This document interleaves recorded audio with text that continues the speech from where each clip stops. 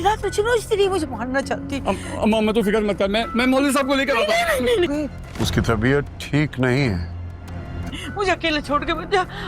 वो मुझे मार देगी, वो मुझे मार देगी। वो लड़की नहीं है, वो लड़की नहीं है, वो लड़की नहीं है। चुड़ैल है। वो सुकून में नहीं है,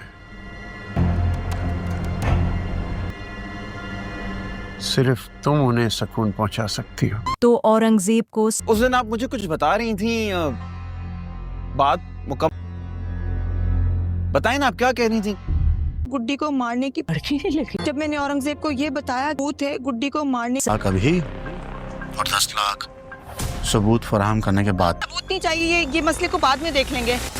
आप बस हमें गुड्डी का बता देंगे, गुड्डी कहाँ है। ये की है ना अक्लमंदों वाली बात तुमने। व्यूवर्स, ड्रामा सीरियल गुड्डी की अगली एपिसोड में आप देखेंगे कि आंटी की तबीयत बहुत ही ज़्यादा ख़राब हो चुकी है और आंटी बहुत ही ज़्यादा डर चुकी है और अब उसका बेटा कहता है कि मैं बाबा जी को बुला के ले आता हूँ। तो आंटी कहती है कि नहीं, तुम मुझे अकेला छोड़ के नहीं जाना, वो मुझे मार डालेगी, वो लड़की नहीं है, वो चुड़ैल है और मैं तुम्हारे साथ जाऊँगी बाबा जी को लेने, मगर वो उसका बेटा कभी भी अपनी माँ को साथ लेकर नहीं जाएगा। और वो जाके एक बाबे को, असली बाबे को जाके वो घर पे ले आता है। जब बाबा उसकी माँ की सारी तबीयत और सारी हालत देखता है तो वो बहुत ज़्यादा परेशान हो जाता है कि ये इसको कैसे हो सकता है। मगर व्यूअर्स, आप देखेंगे कि जब बाबा सारा उसका मुआयना करता है तो पूछता है ये कैसे हुआ, तो उसका बेटा कलीम बताता है कि ये इसकी वजह से हुआ, लड़की की वजह से।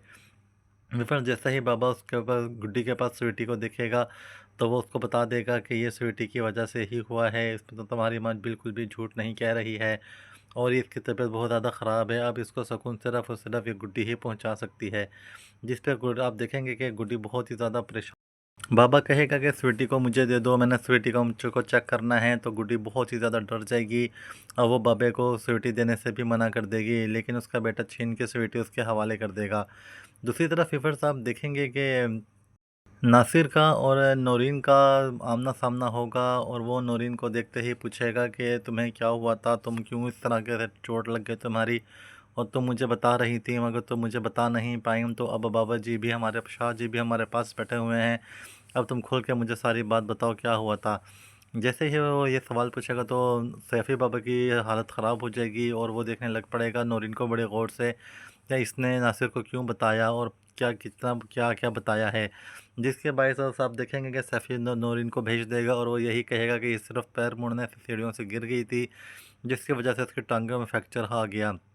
व्यूअर्स, दूसरी तरफ आप देखेंगे कि शाज़िया ने अपना जुर्म खुद ही कबूल कर लिया है और उसने सैफ़ी बाबा को बता दिया है कि हमने जो प्लानिंग की थी उस गुड्डी को मारने की, उसकी जो वीडियो सबूत आपके पास है वो हमें फ़ौरी तौर पर फराहम कर दिया जाए। व्यूअर्स, उसका खुद इकबाल जुर्म भी एक बहुत बड़ा सबूत बन चुका है, जिसकी वजह से औरंगज़ेब दोबारा बहुत ही ज़्यादा परेशान हो चुका है। व्यूअर्स, आप देखेंगे सैफ़ी बाबा अब शाज़िया से डील करेगा कि 10 लाख रुपए सबूत देने से पहले और 10 लाख रुपए सबूत देने के बाद लूँगा और फिर मैं तुम्हें बाद में सबूत दूँगा।